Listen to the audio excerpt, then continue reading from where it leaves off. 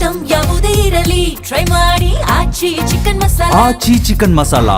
Bidadi township ವಿಚಾರದಲ್ಲಿ H D. Kumaraswamy ಹಾಗೂ ಡಿ.ಕೆ. ಶಿವಕುಮಾರ್ ನಡುವೆ ಫೈಟ್ ತಾರಕಕ್ಕೇರ್ತಾ ಇದೆ. ಬಿಡದಿ ಟೌನ್ಶಿಪ್ ಸರ್ಕಾರದ ರಿಯಲ್ ಎಸ್ಟೇಟ್ ಆಗಿದೆ ಅಂತ ಆರೋಪ ಮಾಡ್ತಾ ಇರೋದು Kumaraswamy.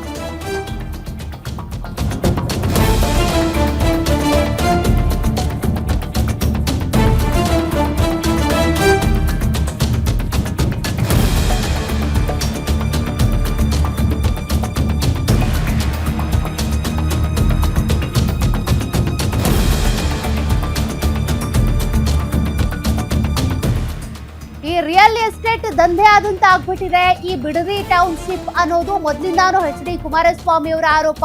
CM D K. Shivakumar real estate ದೊರೆ ಆಗಿದ್ದಾರೆ. 3 ಎಕರೆ ಇದ್ದಂತ ಪಿತ್ರಾರ್ಜಿತ ಆಸ್ತಿ 1400 ಕೋಟಿ ಹೇಗಾಯ್ತು? ಮಂಡ್ಯದಲ್ಲಿ ಸಿಎಂ ಡಿ.ಕೆ. ಶಿವಕುಮಾರ್ ಅವರನ್ನ ಪ್ರಶ್ನೆ ಮಾಡಿದ್ದಾರೆ ಕೇಂದ್ರ ಸಚಿವ ಎಚ್.ಡಿ.ಕೆ. ಕುಮಾರಸ್ವಾಮಿ ಕೂಸು ಅಂತ ಟೌನ್ಶಿಪ್ ಮಾಡೋದಕ್ಕೆ ಹೊರಟಿದ್ದಾರೆ.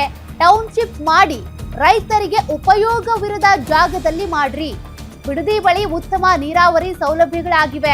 ಇಂಥ ಜಾಗದಲ್ಲಿ ಟೌನ್ಶಿಪ್ ಮಾಡಿ ಏನ್ ಸಾಧನೆ ಮಾಡ್ತೀರಾ?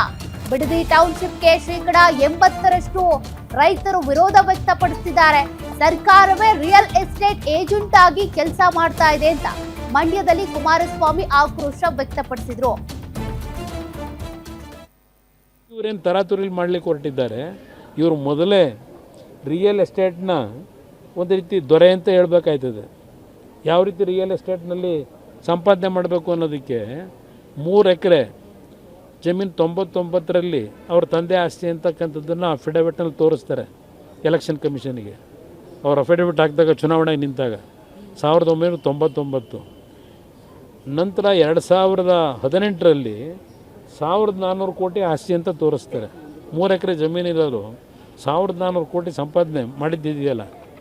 ಪಾಪ ಜನಕ್ಕೂ ಅದನ್ನು ಸ್ವಲ್ಪ ಟ್ರೈನ್ ಅಪ್ ಮಾಡಲಿ. ನಮ್ಮ ರೈತರು 2 ಎಕರೆ 1 ಎಕರೆ ಇಟ್ಕೊಂಡಿರೋರು ಹೆಂಗೆ ಶ್ರೀಮಂತರಾಗಬೇಕು ಅನ್ನೋದು ಸ್ವಲ್ಪ ಜನಕ್ಕೆ, ಈಗ ಅವ್ರ ಮುಖ್ಯಮಂತ್ರಿಗಳು ಬೇರೆ ಇದ್ದಾರೆ, ಜನಕ್ಕೆ ಆ ಕಾರ್ಯಕ್ರಮ ಕೊಡೋಕ್ಕೆ ನಂದೇನು ಅಭ್ಯಂತರ ಇಲ್ಲ.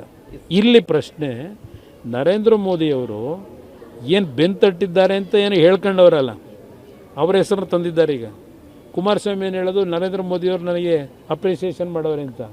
ಇಲ್ಲಿ ಪ್ರಶ್ನೆ, ನರೇಂದ್ರ ಮೋದಿಯವರು ಟೌನ್ಶಿಪ್ ಮಾಡಬೇಕು ಅಂತೇಳಿ ಆ ಮುಖ್ಯಮಂತ್ರಿಗಳಾಗಿ ಹೊರಟಿದ್ದು ಕೆಲವು ಭಾಗದಲ್ಲಿ ಭೂಕಂಪ ಆಗಿ ಅಲ್ಲಿ ಯಾವ ಬೆಳೆ ಬೆಳೀಲಿಕ್ಕಾಗಲ್ಲ, ಯಾವುದಕ್ಕೂ ಉಪಯೋಗ ಬರೋಲ್ಲ ಅಂತಕ್ಕಂಥ ಜಾಗವನ್ನು ಗುರುತಿಸ್ಕೊಂಡು ಅವ್ರು 14ರಲ್ಲಿ ಚುನಾವಣೆಗೆ ನಿಲ್ಲೋದಕ್ಕಿಂತ ಮುಂಚೆ ಕೆಲವು ಚಾನಲ್ ತೋರಿಸಿದಿರಿ ನೀವು. ಡೊಲೇರಾ ಅಂತ ಹೇಳಿ ಒಂದು ಭಾಗದಲ್ಲಿ ಟೌನ್ಶಿಪ್ ಮಾಡ್ತೀವಿ ಅಂತೇಳಿ.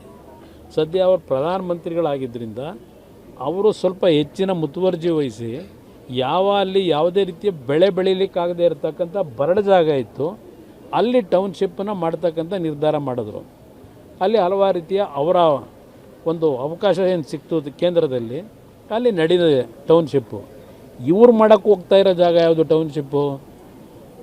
ಲಕ್ಷಾಂತರ ತೆಂಗಿನ ಮರ ಇದೆ, ಲಕ್ಷಾಂತರ ಅಡಿಕೆ ಮರಗಳಿವೆ, ಬಾಳೆ ಬೆಳೀತಾ ಇದ್ದಾರೆ, ರೇಷ್ಮೆ ಬೆಳೆ ಬೆಳೀತಾ ಇದ್ದಾರೆ. ಇಂಥ ಭೂಮಿನಲ್ಲಿ ಇವರು ಟೌನ್ಶಿಪ್ ಮಾಡೋಕ್ಕೆ ಹೋಗ್ತಾರೆ?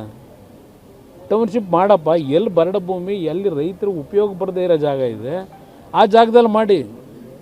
ಇಲ್ಲಿ ನೀವು ಬಿಡದಿ ಹತ್ರ ಇವತ್ತು ರೈತರು ಈಗ ನೀರಾವರಿ ಸೌಲಭ್ಯಗಳಾಗಿದೆ, ಅದರಲ್ಲಿ ಇವತ್ತು ಉತ್ತಮವಾದಂಥ ಬೆಳೆ ಬೆಳೀತಾ ಇದ್ದಾರೆ. ಹೈನುಗಾರಿಕೆಯಲ್ಲಿ 6 ಲಕ್ಷ ಲೀಟ್ರ್ ಹಾಲು ಪ್ರತಿ ತಿಂಗಳು ಬೆಂಗಳೂರು ಡೈರಿಗೆ ಹಾಕ್ತಾ ಇದ್ದಾರೆ. ಇಂಥ ಜಾಗ